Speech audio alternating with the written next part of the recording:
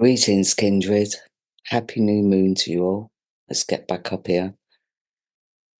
Okay, so first of all, I want to half apologise for the poor quality of my last video, since I spent hours editing it, as I always do before I post it. But when I listened back to it the next day, I realised I'd stuck up the unedited version. Now, first of all, I wanted to kick myself and take it down and put up the edited version, that's me being vain. But then I had to sit back and think about it, and I thought it's not something I would normally do. Do you know what I mean? I've been putting up videos since 2018. I think there was only one other time I ever did that. So I thought, well, maybe there was something in that needed to be heard. Because there's been many a time, believe me, where I've edited my videos and then later on wished that I'd left certain things in. So, yeah, so I'm half apologising for that. But, yeah, I did decide to leave it up. I thought, well, maybe I need to leave it in its raw form. But hopefully, this time I will get up the edited version and I'll be very careful about my editing. Okay, so our new moon begins on the 1st of November 2024 at 12:47 in the GMT time zone, at 8:47 in the EDT time zone, and at 23:47 in the AEDT time zone. Now, I find it quite interesting because this new moon is on like the 1st of the 11th, and next month's new moon is on the 1st of the 12th. And that will be at 1 degree in Ophiuchus. So when I added up the date here, actually, like 2024 is actually a numerological 8-year that we're in right now. But if we add like the 8, 9, 10, 11, it adds up to 11. So I really feel the 1 energy and the 11 energy, like the double one, is very relevant this new moon. And I feel, this new moon is really about prepping for the 1 degree in Ophiuchus new moon on the 1st of December. I don't know why, it's just my instincts. So, when I looked at this chart and reviewed it, I actually thought, yeah, I think this new moon is all about the self, keeping a low profile and working on the self, or just, staying in a meditative state, because we've still got a whole heap of drama going on, although it's very subtle. Like I said in, I don't know if it was the last video actually or the one before, there's like this rumbling underneath the surface. And we've had this several times over the last few years. It never quite erupts. Do you know what I mean? We get little explosions here and there, but it doesn't ever erupt in the vastness that we're actually feeling it. And I feel this will continue, especially with the moon in Libra. So the moon in Libra can be quite submissive, actually, can tend to go with the flow. And especially when it comes to relationships, our relationships with others, do you know what I mean? But we are very much affected by others' reactions, or, their vibe, what they're feeling at the time. We can be very kind of on edge around that energy.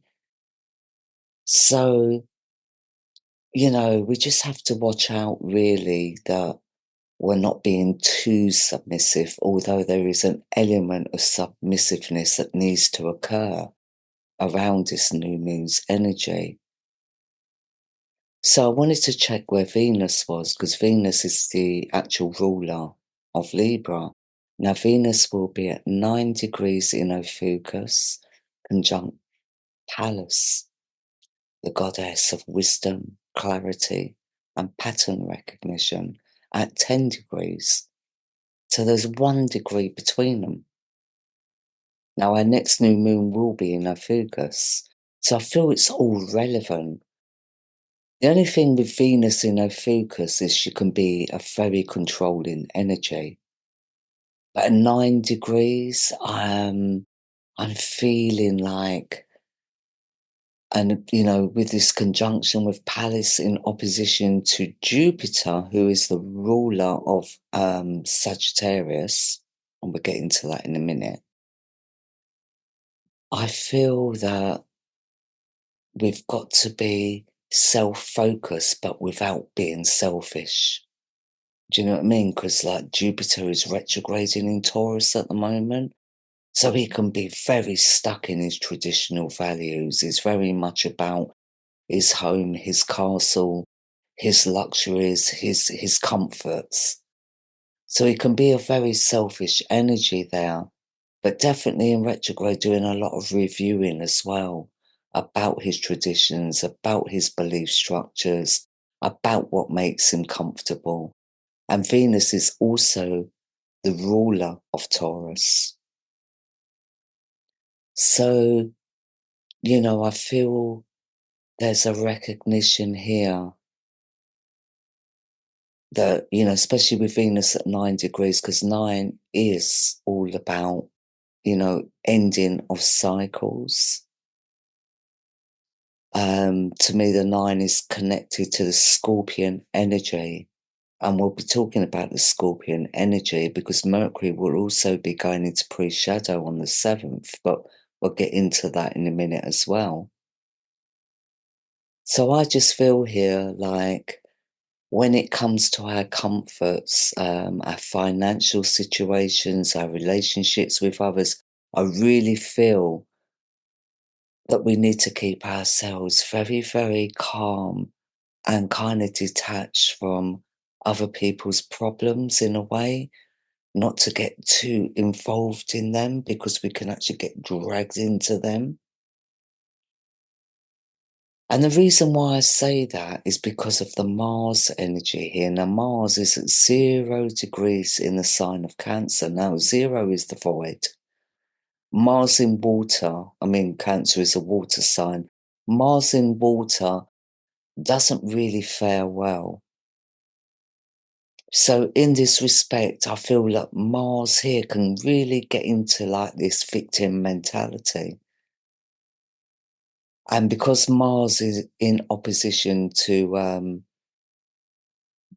Ceres and Pluto, or is in separation from Ceres, but still there's wounding there with Ceres because she's been at the brunt of this T-square with the nose recently. And then at the last video I did, she was at the brunt of the new moon's T-square energy. And now she's at the brunt of this Black Moon Lilith opposition Chiron energy. Now this is really deep. So there's a lot of triggering going on right now, energetically. And, within our societies, where the abuse, abandonment, and neglect has been an issue that stems from childhood. So Ceres is also in quincunx aspect to Jupiter retrograding in Taurus. Do you know what I mean? So, we've got to be very careful that we're working on those issues or on those deep, deep wounds. So therapies, like alternative therapies preferably, there's many healers out there that can work with this energy and, help those of us that are in this deep wounding to actually heal that. And it is long term. It is a long term healing process. But the first step is to actually get up and recognize that we need that healing. And when we do, kind of like I said, like with the nodes, it's always about milestones. And I feel with this energy, it's the same thing. It's about milestones. We feel good. We get that feeling of well-being when we're in therapy, and then we kind of stop because we feel like the issue's been resolved when actually, no, it's just a pause. Yeah, I hear many healers talking about the layers of an onion. I feel it's in that aspect, we've got to keep working at it. And it's at these kind of times where these planetary energies are in certain alignments that triggers will go off. So I feel many people being very triggered right now. There's a lot of wounding coming to the surface, wounds that we've even, thought that we had overcome, only to realize they're still there. With the Black Moon Lilith in Virgo, we can tend to be a little bit self-sabotaging, where we can wallow in that pain and, do you know what I mean? Get stuck there, basically, through kind of feeling overwhelmed or in fear of taking that first step forwards. Virgo is all about the details. Sometimes we need to open our eyes up to the bigger picture and not be trapped in that inner child that's very wounded.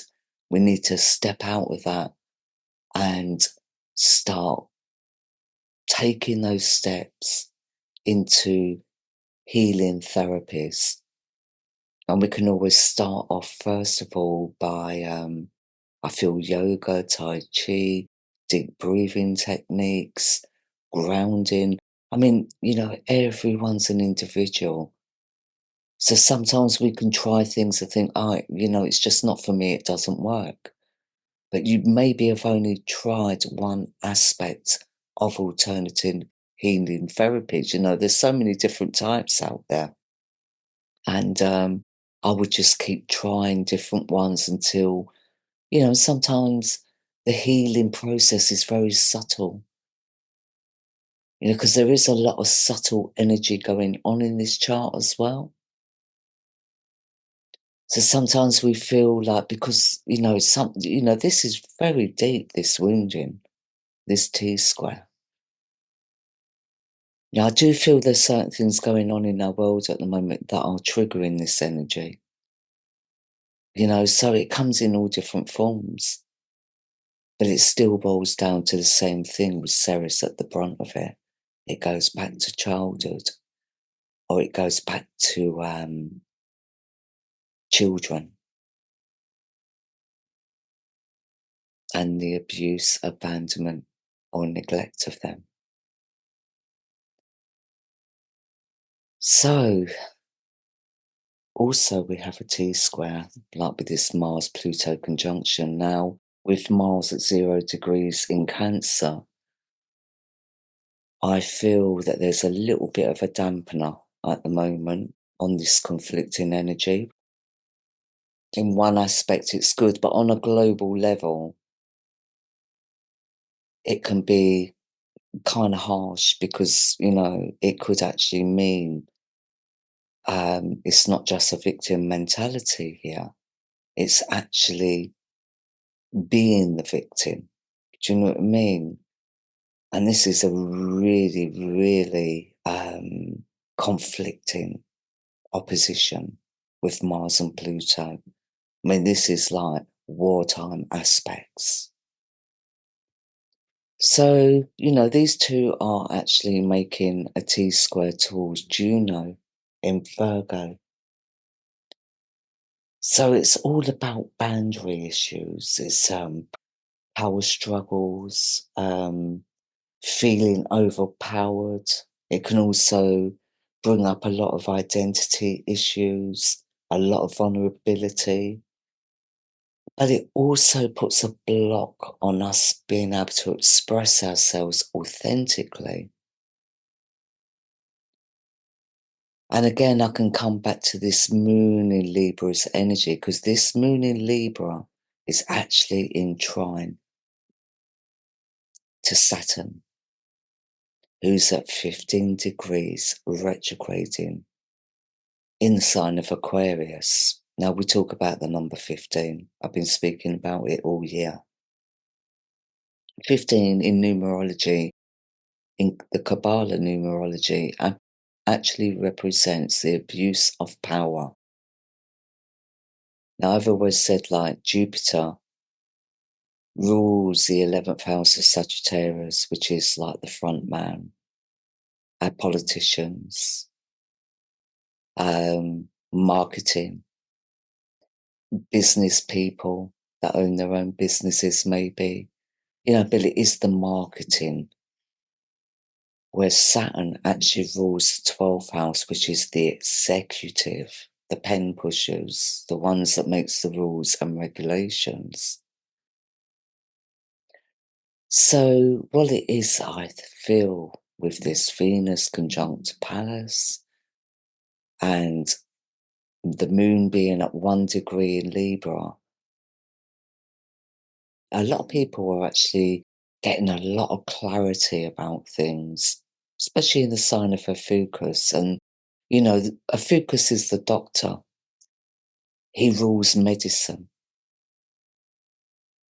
So I just feel there's a lot of clarity coming about, but we can't really act upon it at the moment because the energies aren't right. So we're having to endure this abuse of power for the moment. Now, the only thing to watch out for, like I said, with the Libra and energy is being too laid back, and the fact that this is a trine and not a sextile, because we can easily accept things with this energy, take things for granted.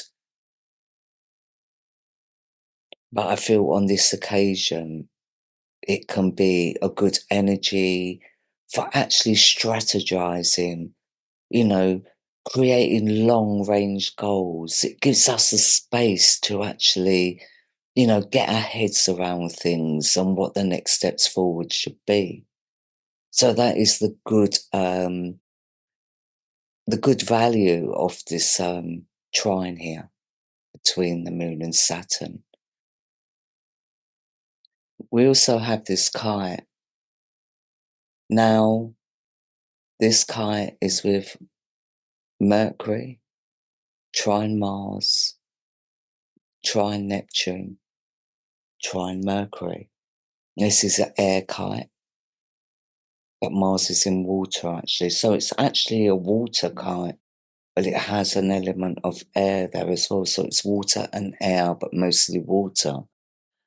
So this can be like high emotions. To me, it's representing high emotions, but also, with Mars in trine to Neptune, that really does energize psychic activity in both occult and healing work.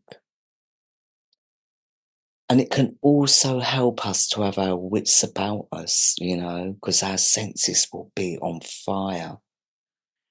And we can also pinpoint sincerity in others with this energy. So our perceptions are very, very sharp. And again, I feel here we need to do deep breathing techniques, yoga or Tai Chi to expel some of that psychic energy. And it's also, with Mars in trine to Neptune, I mean, Neptune is in retrograde in his own sign of Pisces. At 5 degrees. So there is this shift here. There is this shifting of perceptions, but knowing there's not anything we can do right now because the facts are not there. The clarity isn't there in its entirety. But we can see it. We can feel it. We can, with all the media attention or even with the, people just talking in general, in the public arena, I would say, we can easily spot who's sincere and it's very, very clear right now. Very clear, especially with Pallas in the sign of Ophiuchus, like I said, at my last video. Pallas in Ophiuchus, it's all about signs, symbols, and recognition. We get these recognitions in forms, in alternative ways. It doesn't come through like man-made documents or anything man-made, even man's speech. It actually comes to us through, supernature. So I feel a lot of people are tapping into this energy, even for those of us that don't do this for our work or don't have an interest in it. I think, there'll be some of us that stop and think, hold on a minute, I'm getting a feeling here, or this is kind of triggering something in my mind. It's that kind of energy. So, the good thing with Mars in trine to Neptune as well, it's very good for chemistry. But I'm talking chemistry in the organic sense, like tonics, whether that be in flowers or plant medicine, flower essences, plant medicine, um, Epsom salt baths, or, cleansing rituals as well. So anything to do with fluids, this energy is actually very good for. And Neptune retrograde is also in trine to Mercury in Libra.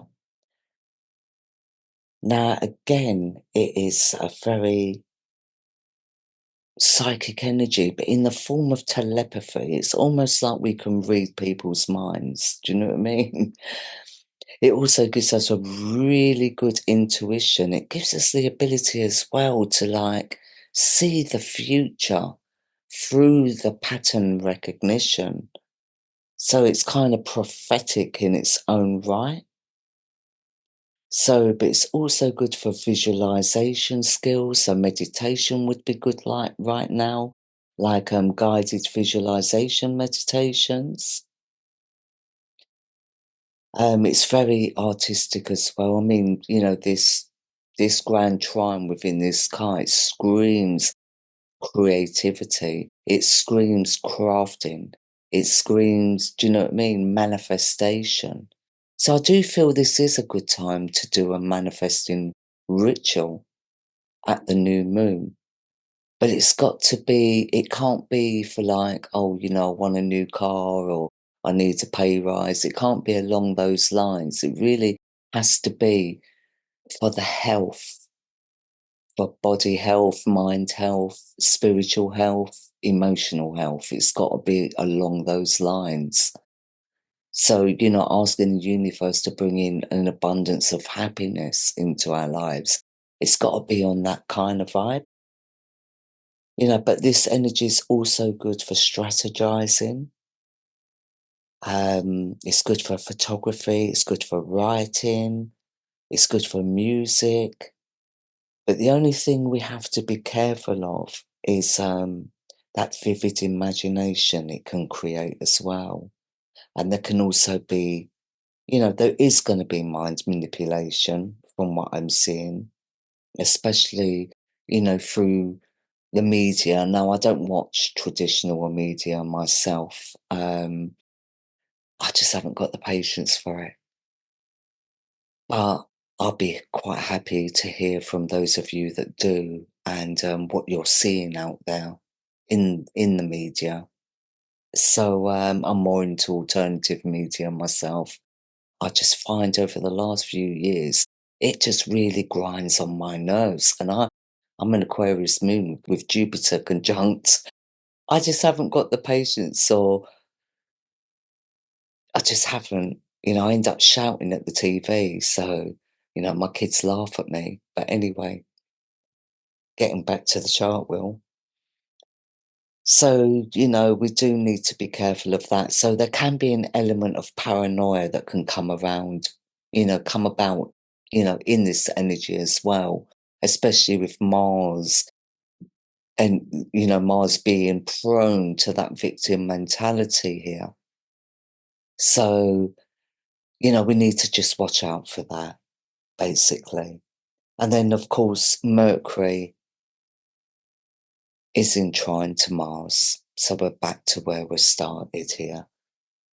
And this can bring in an abundance of mental energy, but it also gives us a great mental endurance and depth. It gives us a strong mind, but it can also be, and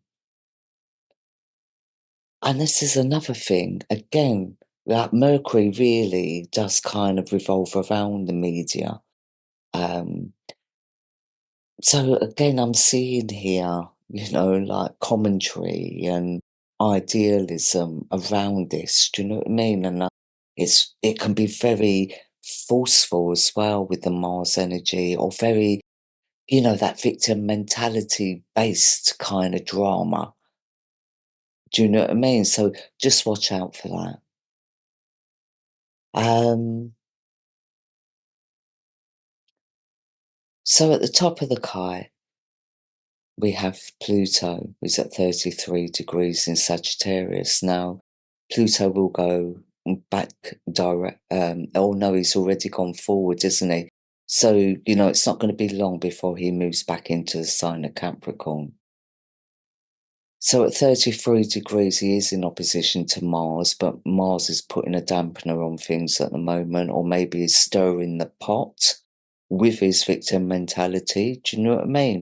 So I do feel there's a stirring up here as well, but I don't feel people are blind to it. I feel people are very much aware, apart from those that choose not to be. Do you know what I mean? And I really do think at this point it is all about choice.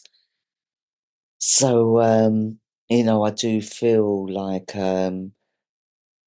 with Pluto being at the top in sextile to Neptune in retrograde, which is generational aspects, all about world karma and reaping what we've sown as a global community.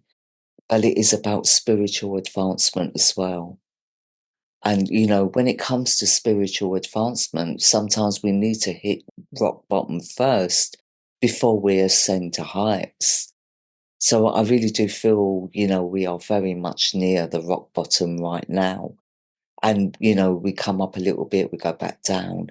But each time we go down, it seems to be that little bit further, So, we did have like the dark night of the soul at the last full moon, which was almost a lunar eclipse. I really felt there was a lot of dark night of the soul energy. Well, that hasn't changed. That dark night of the soul energy is still apparent with this Lilith Chiron opposition.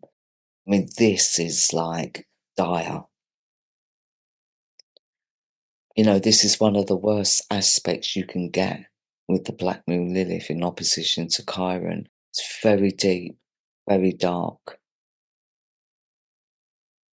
So we really do need to be careful of not getting too much into a victim mentality, even though we probably have every right to. Depending on how deep our wounds go and how they were inflicted upon us. Do you know what I mean? But, you know, life is for living, and the past is the past. And right now, we all need to be moving forward and doing the healing work. Do you know what I mean? Because we deserve that. Sometimes with this Lilith and Virgo energy, we can lack that self-worth. With the moon in Libra, we can lack self-worth. With Mars in Cancer, we can lack self-worth. And with Chiron in Pisces, we can feel completely and utterly vulnerable. And this has been a long transit, a very long transit. So, I feel like with this Jupiter in quincunx to Ceres aspect, I really do feel there's can be a lack of understanding or a lack of clarity in the truth of abusive situations. Like I said, it's not all out there yet. And, because it is down to limited knowledge due to the suppression of facts. but we're seeing it clearly. We are. And we also, with this Venus in opposition to Jupiter, like I said, we've got to be careful of overindulging in self-pity or turning to like overeating or overindulgence, I should say, whether that be in spending money or, it's all about compensating, trying to fill that hole, that gap within. So, we have to be careful of that as well. And, we are being very much suppressed or oppressed at the moment. So we are very restricted right now. And I just feel this is a really good time to create craft and to heal. So even though we're still in this dark night of the soul energy, it's not going to be as intense as it was at the last full moon. So again, I feel this is a little bit of a pause. So I just want to just talk a little bit about the Mercury going into pre-shadow, because I will do an article for the Mercury retrograde process, as I always do. But I just think it's a little bit interesting about this Mercury going into pre-shadow. So let's look at that chart a little bit. So Mercury will enter into his pre-shadow energy on the 7th of November 2024 at 12:30 here in the GMT time zone. So please do convert that to your own time zone. So as Mercury goes into pre-shadow, he will be at 5 degrees in Scorpio. Now, this will be the degree he retrogrades back to. I mean, he will start, hold on, let me get my notes. He will start his retrograde at 14 degrees in Ophiuchus, and he will retrograde back to 5 degrees in Scorpio, where his pre-shadow starts. And then obviously he will come out of post-shadow when he reaches back to 14 degrees in Ophiuchus, where his retrograde actually began. So that's how we go through the three phases of the Mercury retrograde. I just want to talk about Mercury retrograding in Scorpio a little bit. I mean, as we can see, Jupiter will still be in quincunx to Ceres, so there won't be a lot of clarity there.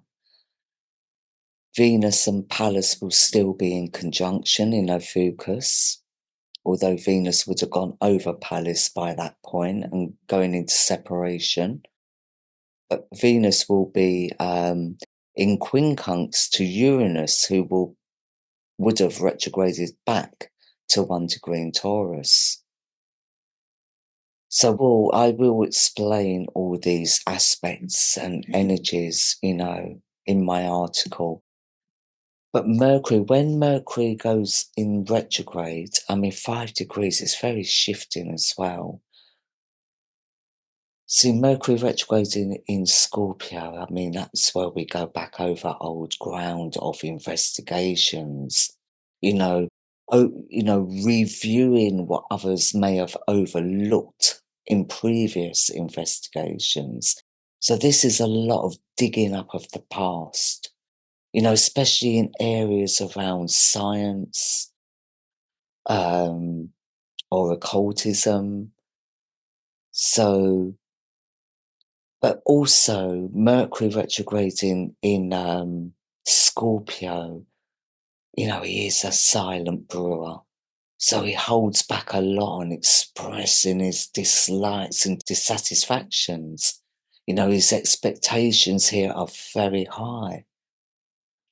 And he is mostly disgruntled in this energy, which can also make him a force to be reckoned with, It's one of those energies where just a look can actually stop someone dead in their tracks. Do you know what I mean? Or just a look can cut somebody down. So we need to be careful as well of how we are dealing with other people around us because this energy is quite fierce.